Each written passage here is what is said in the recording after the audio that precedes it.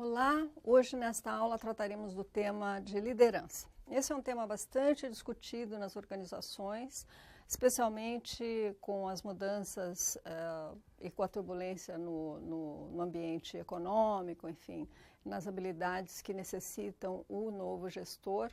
A liderança ela entra com bastante força e com bastante discussão, sendo que nós vamos entender as teorias, né, dentro dessa aula, e as questões mais práticas ligadas à liderança.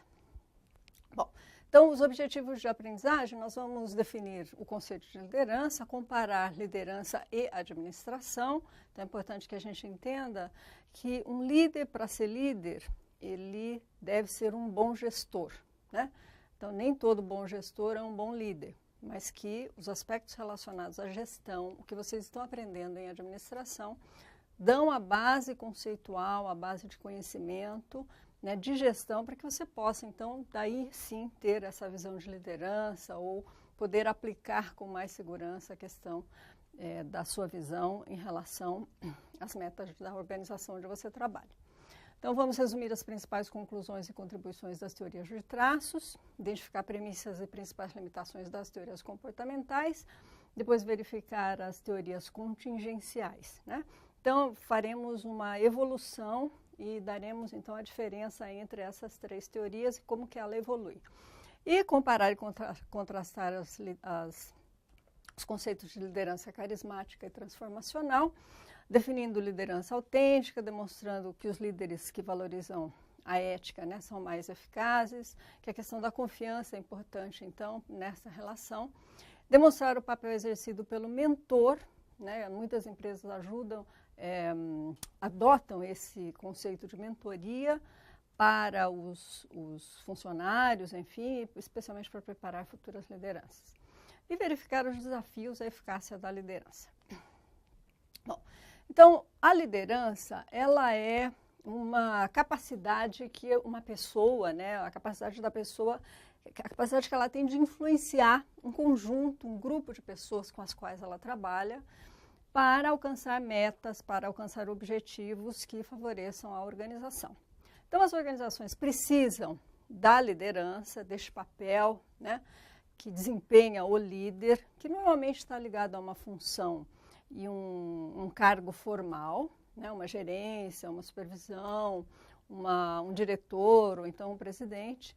Só que ela precisa de uma base de gestão bastante forte também.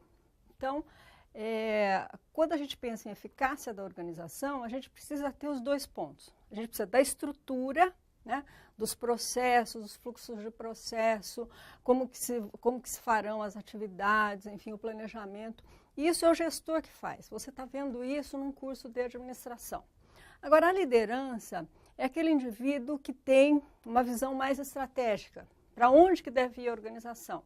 Ele consegue ler o ambiente, as dificuldades que existem no ambiente, os desafios que essa empresa precisa superar para se superar em relação aos seus resultados e, consequentemente, para que ele tenha essa visão, né, e essa experiência, para ter essa visão mais estratégica, ele precisa entender bastante de gestão, a parte mais da estrutura, de como se dão os processos, as limitações, né, e as possibilidades que os instrumentos de gestão podem nos auxiliar nesse processo de, eventualmente, uma mudança organizacional.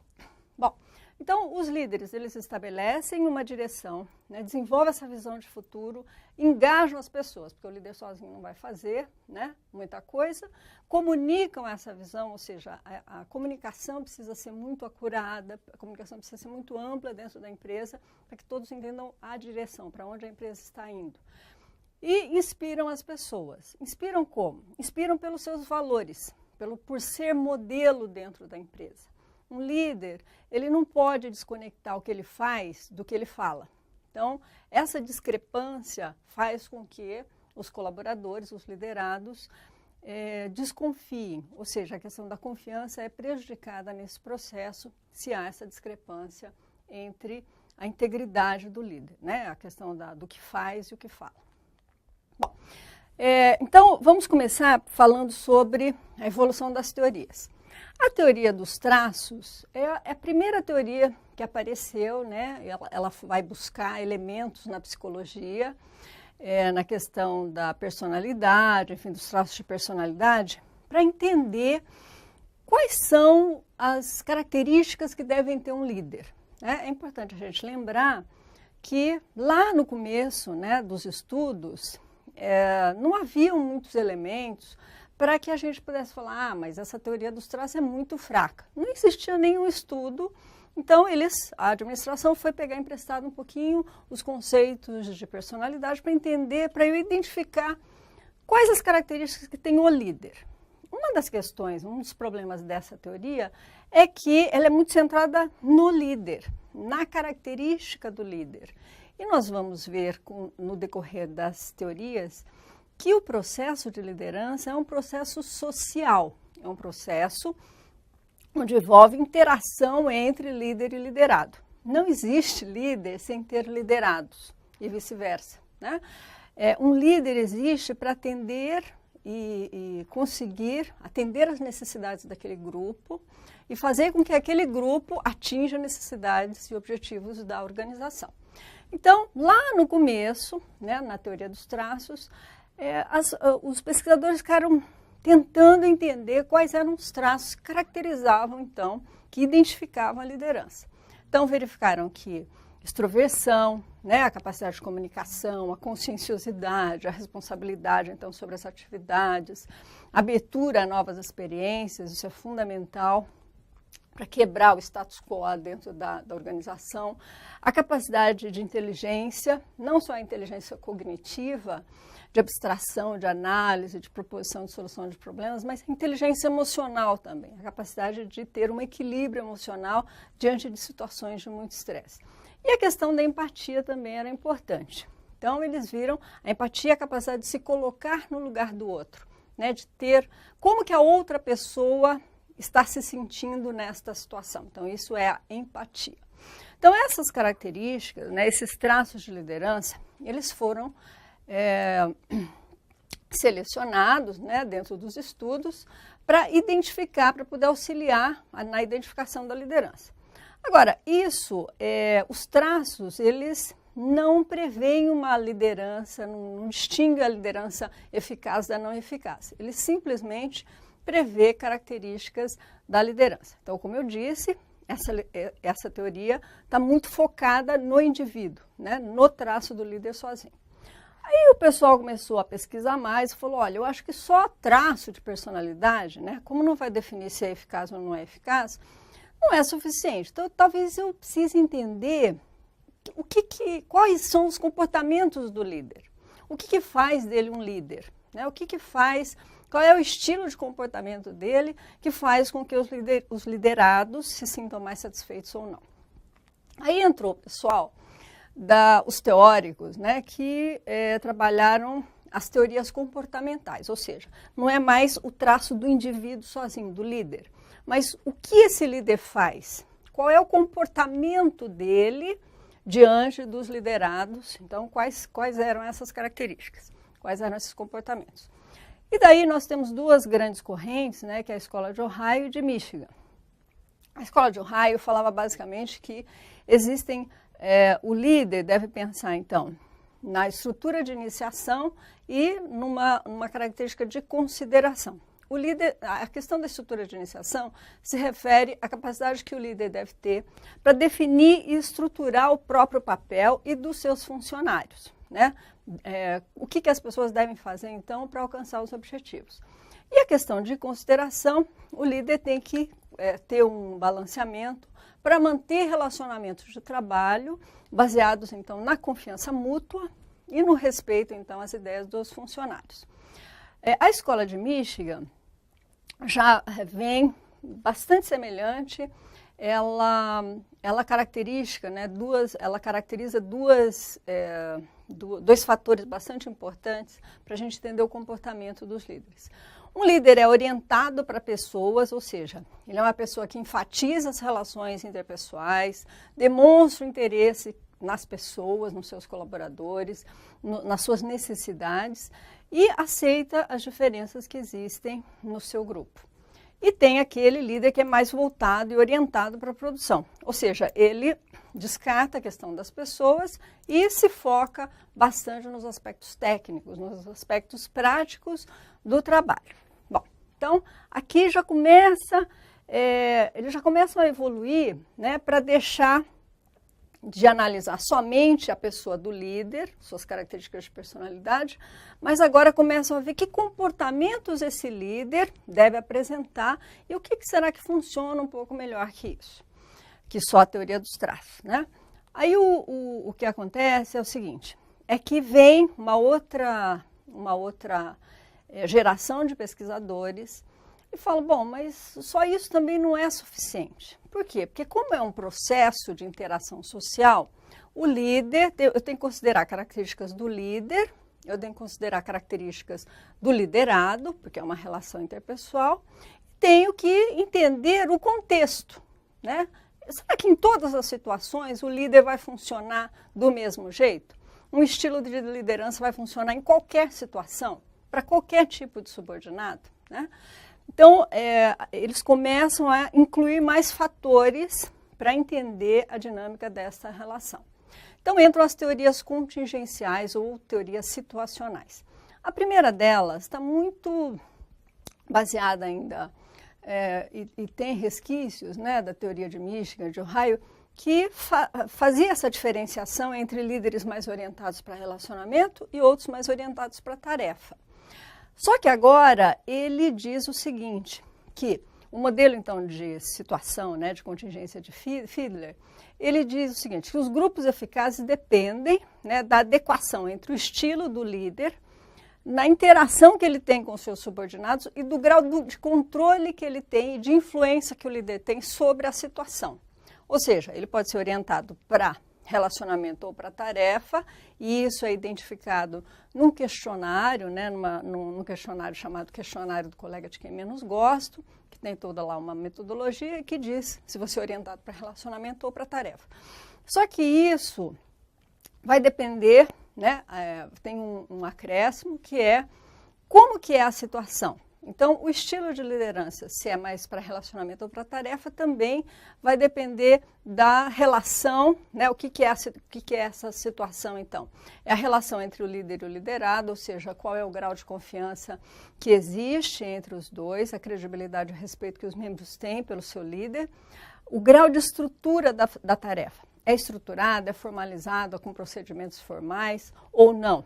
E o poder da posição do líder. Esse líder tem poder ou não de contratar, de demitir, de tomar ações corretivas disciplinares, de conceder promoções ou aumentos.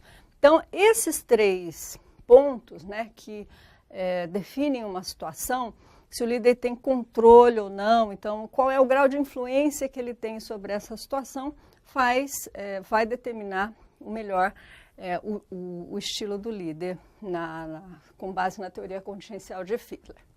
Outras teorias contingenciais vêm nesse raciocínio de como que ocorre a relação líder e liderado, pensando também nas características desse liderado. Então, não é só mais a característica do líder, é a característica da situação e as características dos subordinados, dos colaboradores. Então, nós temos a teoria de liderança situacional, de Hersey e Blanchard, que fala sobre o nível de prontidão dos subordinados. Ou seja, o líder vai adotar um estilo de liderança, o estilo vai depender do grau de prontidão dos subordinados. Ou seja, ele faz lá 4 categorias, né, de pessoas que são capazes e motivadas. Ou seja, se ele é super capaz e super motivado, o líder não tem que ser super diretivo, super controlador, dizer o que tem que fazer passo a passo. Essa pessoa, né, esse liderado vai precisar de mais autonomia. Então, o líder não precisa ter esse estilo tão diretivo. O líder capaz e desmotivado, ou seja, capaz, tecnicamente ele é bom, só que não está muito motivado. Então, ele tem que ser mais apoiador, verificar mais as necessidades deste funcionário, enfim, ter um estilo mais apoiador. O incapaz e o motivado, né? A pessoa tecnicamente não é boa, mas ela quer fazer as coisas. Então, o líder precisa dar mais atenção aos aspectos técnicos do trabalho. E o incapaz e o desmotivado, que também seria o máximo de atenção do líder, porque ele precisa do aspecto de relacionamento, né? Ser apoiador, verificar as necessidades do liderado e ter, conseguir, né, apoio, né, na estrutura da organização para motivar, para deixar esse trabalho e as tarefas mais significativas. Bom, a teoria do caminho meta, do Robert House, ele sustenta que a função do líder é ajudar os subordinados no alcance das metas, né? Ou seja, o líder tem que dar orientação e apoio aos seus colaboradores. E o modelo de participação e liderança do Vroom, né, que relaciona então o comportamento de liderança com a participação dos liderados no processo decisório. Então, é uma árvore de decisão, incorpora 7 situações, 5 estilos de liderança, para poder dizer o estilo, então, de liderança mais adequado. Bom, existe uma outra teoria de liderança que fala sobre a teoria de troca entre líder e liderados. Os líderes, então, eles criam grupos de dentro, que eles denominam grupos de dentro e grupos de fora. Na verdade, isso parece um pouco injusto, mas normalmente é o que acontece, né? Os líderes, são seres humanos e eles naturalmente, não só os líderes, todas as pessoas, elas têm uma questão de compatibilidade pessoal, né? Elas gostam das pessoas que se assemelham a elas, né? Que são semelhantes, que têm expectativas parecidas, que têm o jeito de trabalhar, o drive para trabalhar muito parecido. Então, tem muito da compatibilidade pessoal, né? As pessoas têm pessoas que você conversa melhor com algumas pessoas em detrimento de outras. Tem a questão da competência, né, do subordinado, ou seja, a capacidade técnica, se a pessoa tem potencial para ter mais capacidade técnica, enfim. E a questão da personalidade também, né? Personalidade mais extrovertida, comunicativa, enfim. Então, nós vemos que o pessoal que ele elege, né, como grupo de dentro, ele vai ter maior interação com o líder, ele vai ter um nível maior de confiança, porque quando você tem esse papel grande da extroversão, né, o papel da confiança, o papel da comunicação, você então consegue demonstrar mais o seu desempenho e ter avaliações e um feedback mais rápido sobre a sua atuação. Em detrimento dos de grupo de fora, que são relações que o líder mantém, que são relações mais formais, né? São pessoas que não chamam tanta atenção, né, para ele em relação ao seu desempenho, em relação aos seus valores, e automaticamente fica um pouco de fora daquele líder, daquele grupo mais preferencial do líder, tá bem?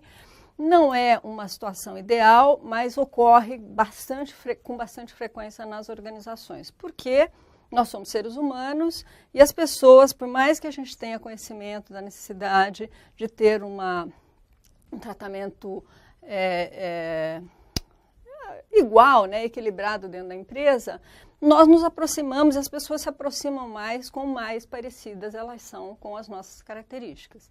Então, automaticamente, você acaba tendo interações mais fortes, além das relações formais de líder e liderado. Bom, em relação à liderança carismática, nós caracterizamos, né, como uma percepção que os seguidores têm do líder, como se ele tivesse alguma capacidade heróica ou extraordinária que são observadas, né, pelos liderados. Alguns exemplos de liderança carismática, a gente tem o Gandhi, né, vamos dizer assim, lideranças carismáticas não tão para o bem, como no caso histórico, né, do Hitler, do Mussolini, enfim. São líderes que têm uma grande capacidade de mobilização das pessoas.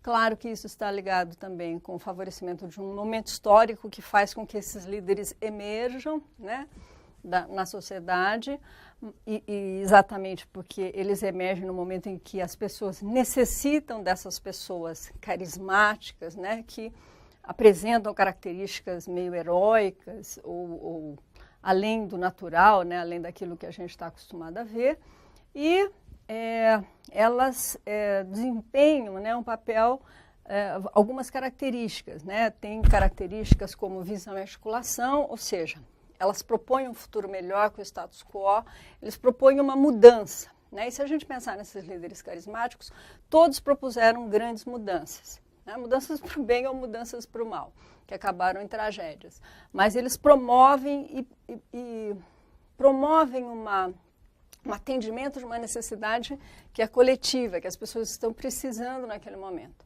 Então, são capazes de esclarecer a importância da visão em termos compreensíveis, né? Então, são bons oradores, são muito bons para argumentação.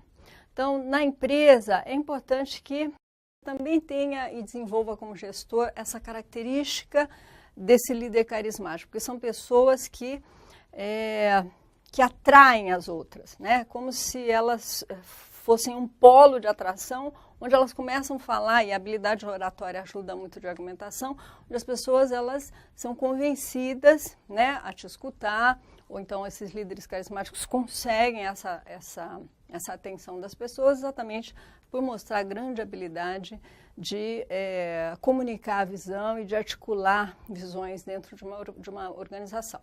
Assumem um risco pessoal, né, assumem os custos, né, da atitude, tem uma atitude favorável em relação àquela mudança, corre risco pessoal para atingir aquela visão. Tem sensibilidade às necessidades dos liderados, ou seja, são muito perceptivos em relação às capacidades das pessoas, que são diferentes, e sensíveis às necessidades e os sentimentos alheios. E apresentam comportamentos não convencionais, né? Eles são contra as normas, eles querem quebrar o status quo. Em grandes processos de mudanças, esses líderes são muito interessantes. Agora, ser só carismático tem lá o seu lado